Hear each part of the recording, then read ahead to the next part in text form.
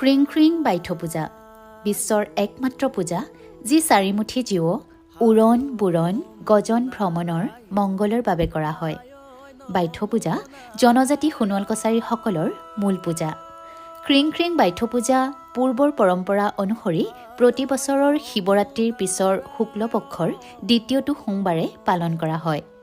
বাইথ পূজা 4 দিনীয়াকৈ অনুষ্ঠিত কৰা হয়। দেওবাৰে দেও নমোৱা, সোমবাৰে নিশা ক্ৰিং ক্ৰিং বাইথ পূজা, মঙলবাৰে বিহু নমোৱা হাইদাংগীত লগ বিহু পৰিৱেশন কৰা হয়। বুধবাৰে বাগদেউ পূজা কৰা হয়।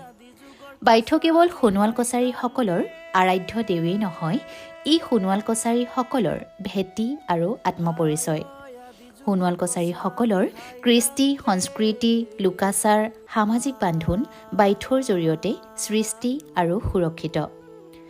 বাইথ পূজা সোণোৱাল কছাৰীসকলৰ কেৱল ধৰ্মীয় অনুষ্ঠানেই নহয়, ই এক জাতীয় আৱেগো। সেইবাবে সোণোৱাল ৰাইজে এই পূজাত সমূহীয়াভাৱে সেৱা গ্ৰহণ কৰে।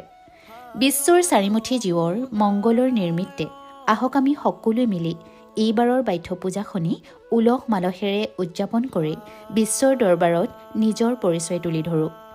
সকলোকে বাইথ পূজাৰ আন্তৰিক শুভেচ্ছা জ্ঞাপন কৰিলোঁ। ক্ৰিং ৰাজাই সকলোৰে মংগল কৰক। ধন্যবাদ।